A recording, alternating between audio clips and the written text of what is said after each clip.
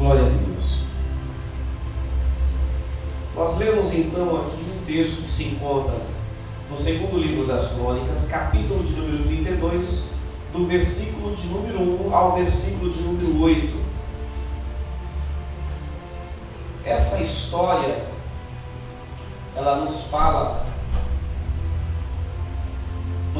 acerca das atitudes que o rei Ezequias tomou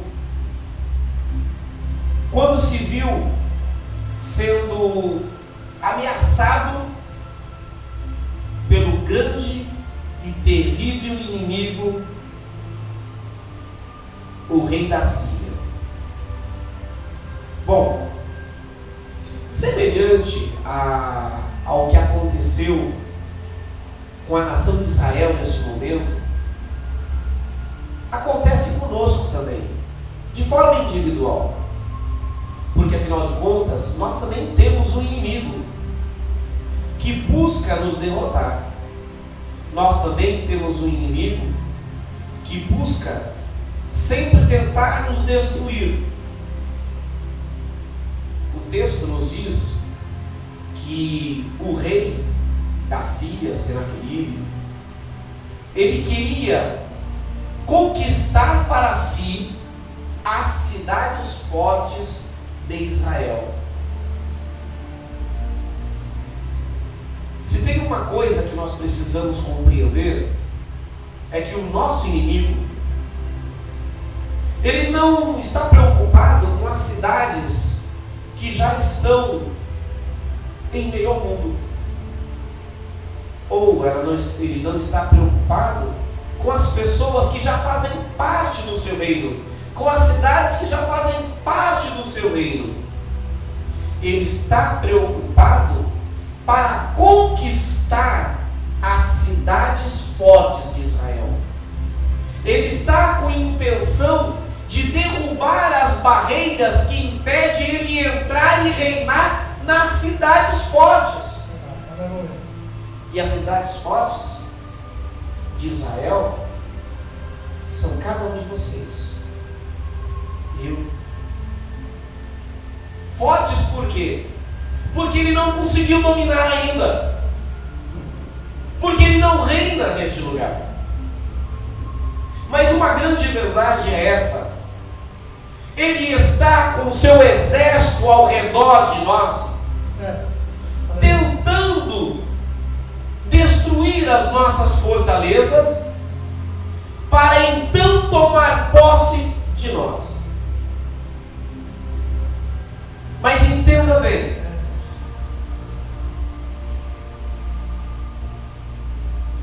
Ezequias, ele nos dá dica, nos instrui como nós podemos destruir ou como podemos resistir a esse nosso grande inimigo.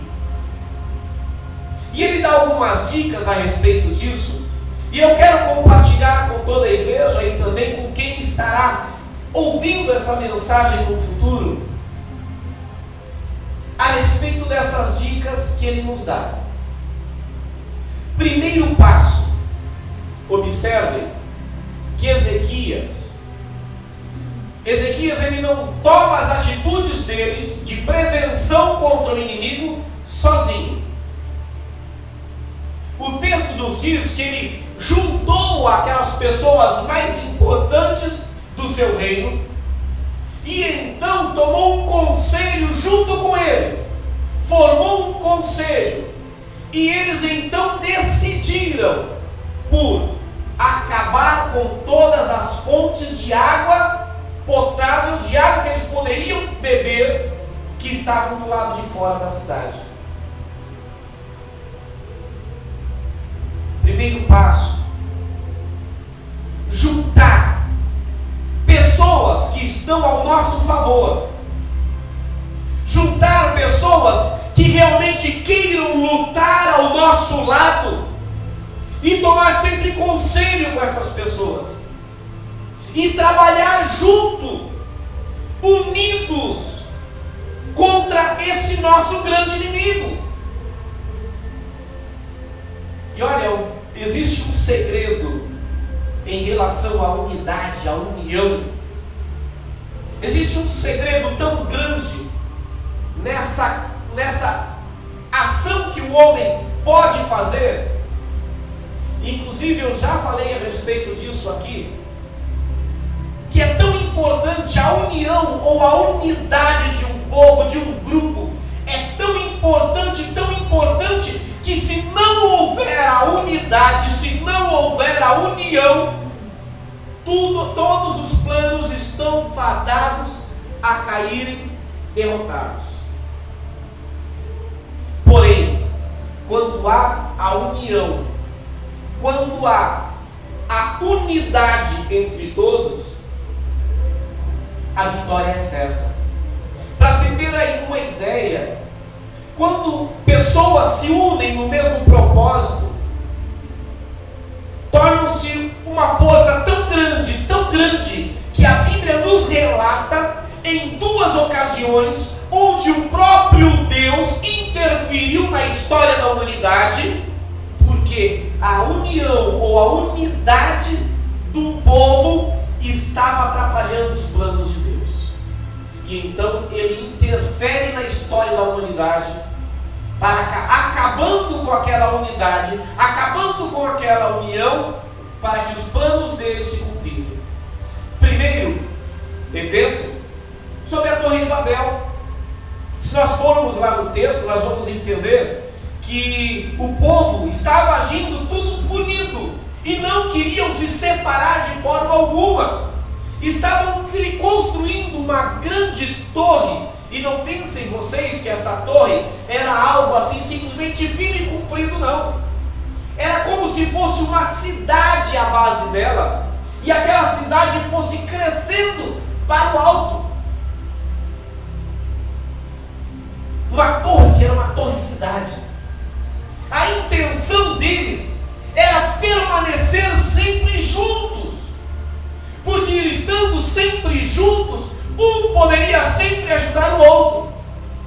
O grande problema disso tudo é que eles tinham um pensamento maligno. Por quê? Porque Deus havia mandado o homem se multiplicar e encher a terra. Era para eles se espalharem, mas eles preferiram ficar todos juntos. E Deus, olhando do alto dos céus, tomando conselho consigo mesmo, os três, o Pai, o Filho e o Espírito Santo, resolveram descer na terra e então confundiram todas as línguas, para que o povo, aquele povo que era totalmente unido, Deus chegou a dizer assim: olha, agora eles são um. Esse povo todo agora é um. E eles sendo um, quem poderá contra eles? Quem poderá pará-los? A estratégia de Deus então foi separá-los. Separou esse povo através da divisão das línguas, fazendo então que eles não se entendessem. E aí então se uniram em pequenos grupos que conseguiam se compreender. E aí cumpriram o propósito de Deus de se espalhar por toda a terra. A segunda história, que é semelhante a essa, é da igreja. Vejam que quando Jesus, antes de subir ao céu, ele falou para o povo: olha, vocês ficam aqui em Jerusalém, até que do alto vocês sejam revestidos do poder do Espírito Santo. E depois que vocês forem revestidos com o poder do Espírito Santo, depois que vocês estiverem preparados, aí então vocês vão por toda a terra anunciando o Evangelho, começando por Jerusalém, por Samaria, indo até os confins da terra. E ao invés deles fazerem isso, durante alguns anos, eles simplesmente permaneceram em Jerusalém. A igreja estava tão unida, que a Bíblia nos diz que quem tinha que se juntar à igreja em Jerusalém se havia juntado.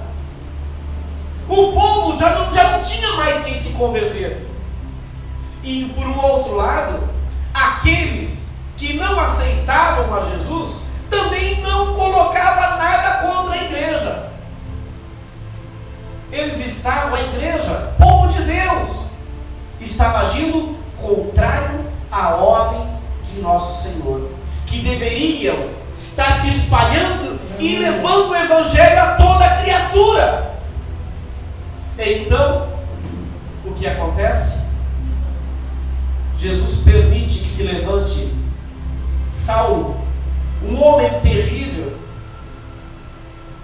e que Estevão morresse, permitiu que a morte de Estevão acontecesse, para que então, após isso, a igreja então cumprisse o seu papel, que era levar o evangelho por todo lugar.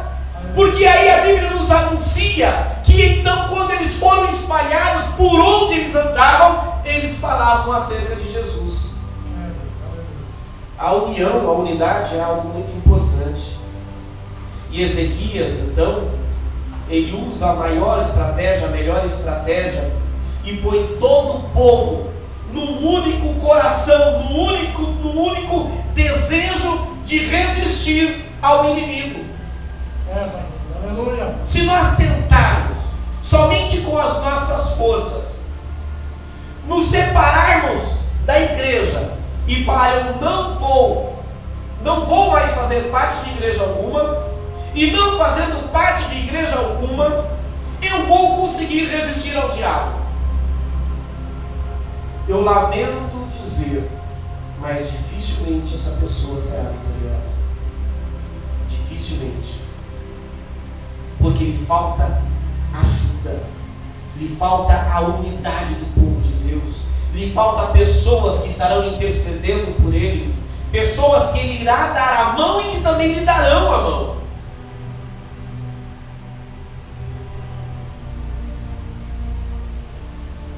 Segundo passo foi acabar com aquilo que iria servir de suprimento para o inimigo. O texto nos diz que ele enterrou todas as fontes de água que tinham do lado de fora da cidade. Diz que ele acabou com todos os ribeiros, o lugar que tinha água corrente, eles enterraram tudo. Não tinha água mais fora da cidade. E não tendo água, num lugar desértico, como era aquela região, como é, sem água, como que eles iriam sobreviver? Como que aquele exército inimigo iria sobreviver? Atitude. Tirar aquilo que faz com que o inimigo tenha a oportunidade de nos abocanhar. Tirar da nossa vida aquilo que dá a oportunidade do inimigo se fortalecer contra nós. Alguma coisa na sua vida que pode fortalecer o seu inimigo? Tire isso. Isso pode ser objeto. Existem pessoas, vamos falar de uma grande realidade, existem pessoas que hoje estão viciadas no computador, na internet. Pessoas que já têm tendências, embora sendo homens e sendo mulheres de Deus, têm tendência a se entregar a todo tipo de imoralidade ou pornografia. E aí essa pessoa tem em casa um computador, um acesso à internet com facilidade, sem bloqueio algum. E aí tem sempre um jeito de ficar sozinho com o computador. E aí acaba se entregando àquilo que mina a sua fortaleza contra o inimigo. O inimigo sabe qual é a fraqueza do indivíduo, porque afinal de contas, como o texto mesmo diz, o exército do inimigo estava todo acampado em volta de Jerusalém. O nosso inimigo também, como diz a Bíblia, anda em nosso derredor, bramando como um leão, tentando nos tragar, buscando uma oportunidade para isso. Então ele vai sempre proporcionar situação para você acabar alimentando o inimigo. Conselho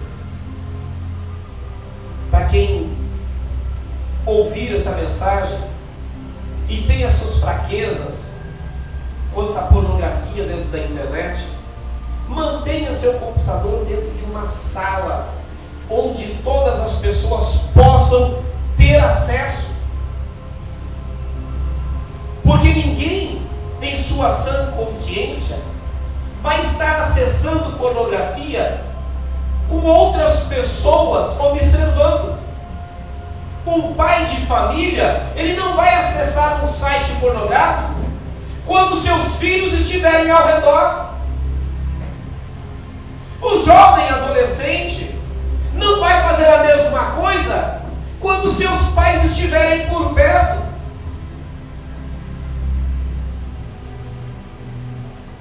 Acabe com aquilo que possa estar fortalecendo o inimigo. Segunda atitude que ele tomou foi de restaurar os muros da cidade.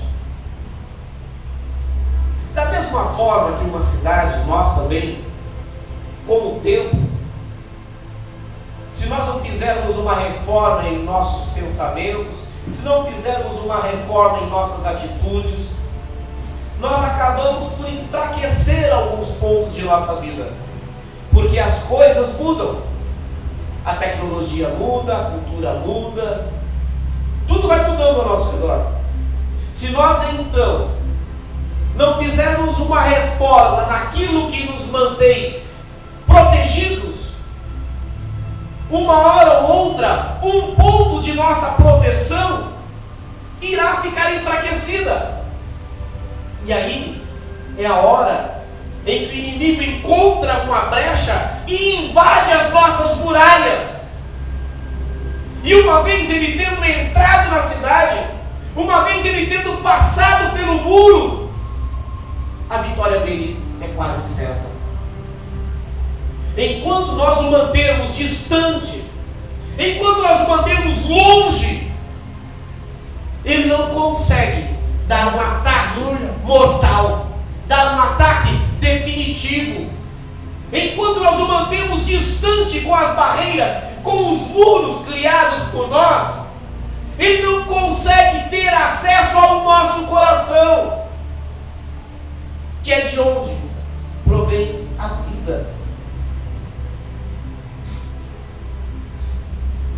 Nós precisamos estar sempre andando em volta de nós mesmos, estou falando de uma forma figurada, fazendo então uma vistoria em nós, observando aquilo que em nós está fraquejando. Por exemplo, um crente sem oração é um crente derrotado. Por quê? Porque ele não está fortalecido no poder do Espírito Santo.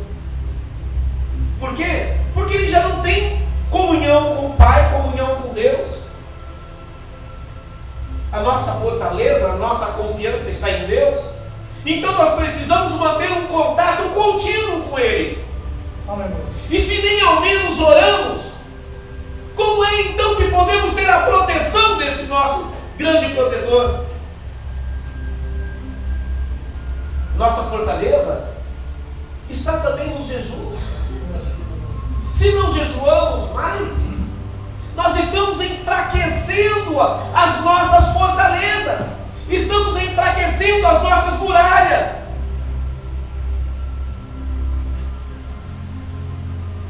Se não lemos a Bíblia, estamos enfraquecendo a nossa muralha. A nossa fé aumenta quanto mais conhecimento de Deus nós temos. E quando nós lemos a Bíblia, quando nós lemos a palavra de Deus, nós temos um conhecimento ainda maior. Embora alguns textos já tenham sido lidos por nós dezenas, talvez centenas de vezes, cada vez que nós lemos, a nossa fé é renovada.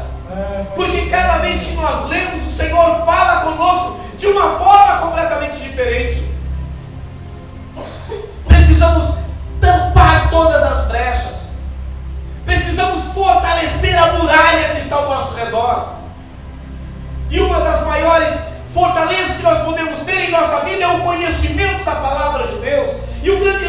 nós temos é Jesus passando pelo período de tentação contra o diabo.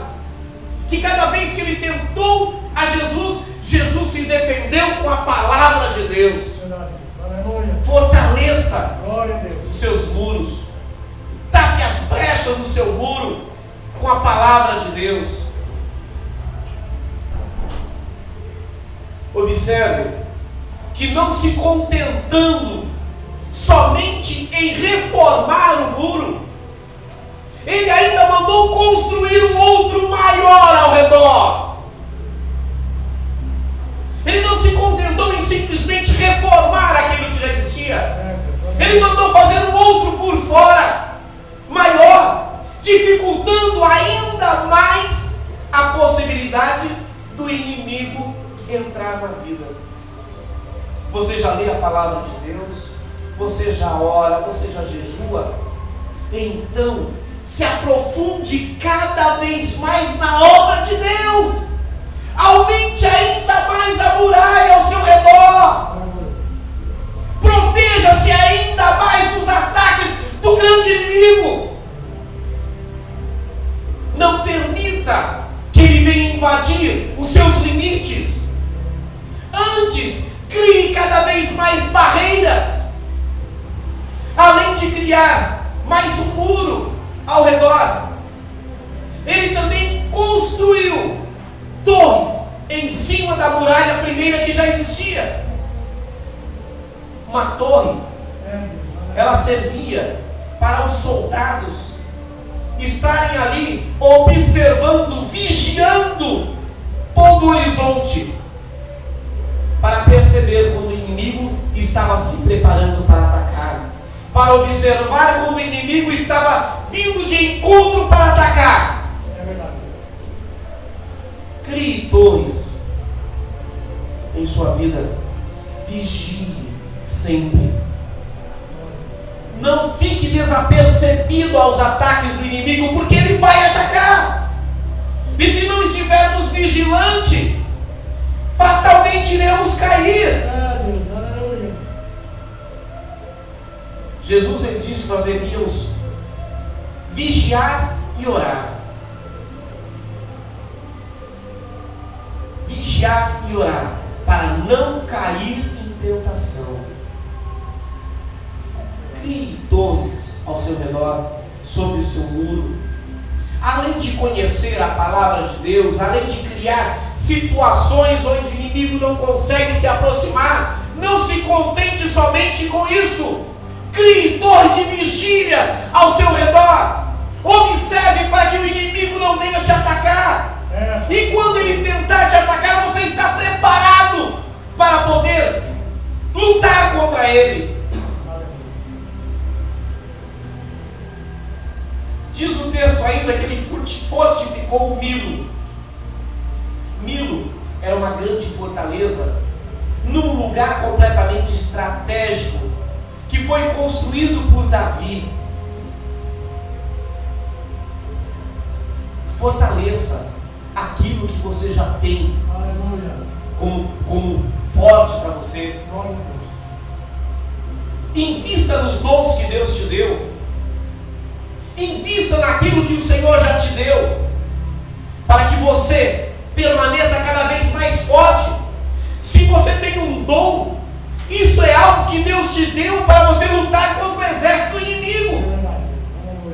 Use então esse dom que Ele te deu, aprimore ainda mais.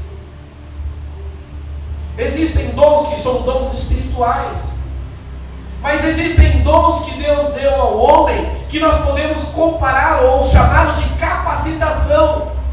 Deus já te deu uma capacidade muito grande de louvar a Deus, então cada vez melhore ainda mais. Não simplesmente se conforme com aquilo que você já tem ou já é. Invista na fortaleza que Deus já te deu. Se você é uma pessoa que naturalmente é de oração, você está sempre orando, invista. Investir como? Coloque objetivos na sua oração. Dê nomes àquilo aquilo que você está pedindo a Deus. Apresente a Ele de uma forma bem simples e objetiva. Porque você fazendo isso, você consegue fazer com que a oração seja ainda mais perfeita diante de Deus. E então, aplique a fé, que é um dom que todo homem tem, que Deus deu. E se você acha que a sua fé é pouca, peça a Deus para aumentar a sua fé. Além de fortalecer ainda mais Milo, ele fez armas. Imaginem que ele investiu a riqueza de Israel na construção de armas, na construção de escudos, armas para se defender e também atacar o inimigo, e escudo para que cada vez que o inimigo atacasse ele pudesse se defender. Existe uma arma poderosíssima que está à nossa disposição, mas é necessário então que a gente venha investir nela. É a palavra de Deus, a Bíblia. É necessário nós investirmos tempo, é necessário investir dinheiro comprando livros, é necessário investir estudando, porque se há algo que nós temos à mão e que pode nos ajudar a ganhar essa grande batalha, é o conhecimento da palavra de Deus. Existem pessoas que querem ser muito usadas por Deus. Existem pessoas que se dizem que querem ser grandes instrumentos na mão de Deus. Se quer ser grande instrumento na mão de Deus, então aprenda a palavra de Deus, porque a Bíblia nos ensina que o Espírito Santo, ele nos ensina. Agora, como ele vai ensinar se nós não buscamos conhecimento? Diz também que ele nos faz lembrar. Como ele vai fazer nós lembrarmos se nós não sabemos? Se é um investimento que nós precisamos fazer, e esse investimento deve ser feito de uma forma onde o valor dele é muito grande. Eu conheci uma pessoa que ele dizia assim,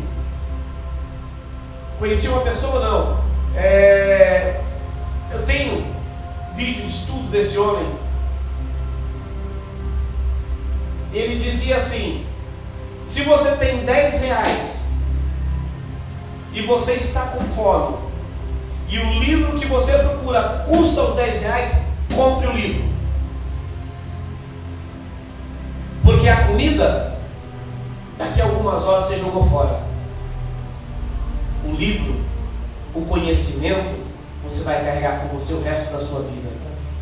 Não existe investimento maior ou melhor do que o conhecimento. Aleluia. E se alguém quer ser usado por Deus muito, invista no conhecimento da palavra de Deus. Porque sem conhecimento, a pessoa vai ser usada, mas vai ser usada de forma reduzida. Quanto mais conhecimento, mais Deus nos usa. Quem convence o homem do pecado e da justiça e do juízo é o Espírito Santo. Mas ele não vem e fala para as pessoas. Ele usa os seus servos, cada um de nós. Cada um de nós é que é usado para levar o Evangelho às outras pessoas que ainda não conhecem. E se nós não investimos nessas armas contra o inimigo, como é que vamos ganhar essa guerra? A palavra de Deus, ela é a espada que corta dos dois lados, é uma espada de dois gumes, mas também é um escudo que nos protege de todo ataque do inimigo. Mais uma vez, está lá o grande exemplo de Jesus quando foi tentado por Satanás.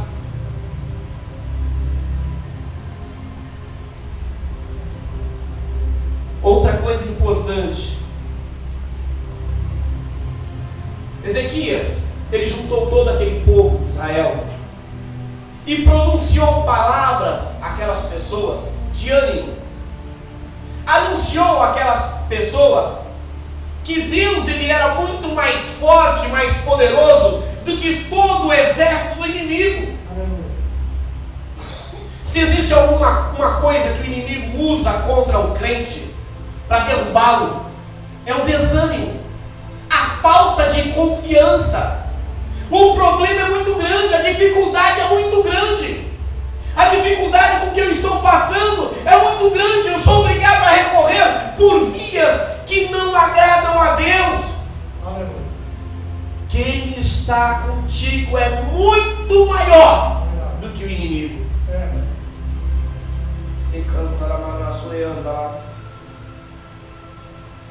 O verso 8 diz assim: com ele está o braço de carne, mas conosco o Senhor, nosso Deus, para nos ajudar e para guerrear nossas guerras. E o povo então descansou. Se a dificuldade parece ser grande demais, se o problema parece ser grande demais, lembre-se de quem está junto contigo. Lembre-se de quem está com você. Não há problema maior do que você perder a sua salvação. Um prato de comida não vale a salvação. Uns minutos de prazer não valem a salvação. Conforto de nosso lar aqui não vale a salvação. Deus, aleluia. A salvação foi comprada com sangue. Sangue de Jesus, sangue do nosso Deus. O bem mais precioso que existe. Quando o desânimo bater, lembre-se do que o Senhor diz nas Escrituras. Aleluia, glória a Deus. Que no mundo nós teríamos aflições, mas que nós deveríamos ter bom ânimo, porque Ele, a exemplo, venceu o mundo e nós venceríamos também. Aleluia. Quando as dificuldades apertarem, lembre-se do que Ele disse: buscai primeiro o reino de Deus e a sua justiça, e as demais coisas vos serão acrescentadas. Parece que o homem é capaz de acreditar que Jesus ele cura câncer. O homem é capaz de acreditar que Jesus ele ainda dá vista ao cego, ainda faz aleijado andar, mas parece que ele não consegue compreender que Deus ele sustenta o homem. Na hora em que está faltando, parece que para ele Deus não tem mais poder. O poder dele está limitado em curar, em fazer um milagre, mas na hora do aperto financeiro não. Ele sai correndo de diante de Deus, sai correndo da presença de Deus, e aí faz escolhas de trabalhar em horário de culto, em horário de buscar a Deus. Ele faz escolhas em trabalhar em 2 turnos, onde ele já não pode mais reter o seu tempo para glorificar a Deus, através dos trabalhos que ele poderia estar fazendo na obra de Deus. Faz escolhas, se baseando na força dele mesmo resolver o problema, esquecendo-se de que o Senhor Jesus diz que nós devemos buscar primeiro o reino de Deus e a sua justiça, porque as demais coisas nos seriam acrescentadas. Sofrer perseguição é consequência de sermos cristãos. Passarmos por aflições é consequência de nós sermos cristãos. Passar por lutas é consequência. O inimigo está com seu exército armado em volta de cada um de nós, para batalhar sempre contra. Mas nós devemos lembrar que aquele que está conosco é muito maior. O inimigo ele pode vir com a sua força limitada, que ele não será capaz de nos derrotar, porque quem está conosco é o nosso Deus vivo e eterno. Deus de guerra, que nunca perdeu uma guerra e não vai permitir que você perca a sua. Mas para que a guerra seja vencida por você, você tem que seguir esses passos como fez Ezequias. Você tem que confiar nas pessoas que estão com você. Você tem que tipo de coisas que vão dar alimento ou sustentar o inimigo ao teu redor. Você precisa reformar por completo as muralhas de proteção que você tem ao redor. E não somente reformar, mas também ampliar a fortaleza. Criar torres de vigia, estar sempre vigilante. Fortalecer os seus dons cada vez mais. E armar-se sempre com a palavra de Deus. Armar-se com a palavra de Deus. Dessa forma, seremos vencedores. Quer ser vencedor? Siga o exemplo de Ezequias. Porque uma hora ou outra, a batalha vai acabar. E quando acabar, você sairá vencedor. Em nome de Jesus. Amém. Deus abençoe.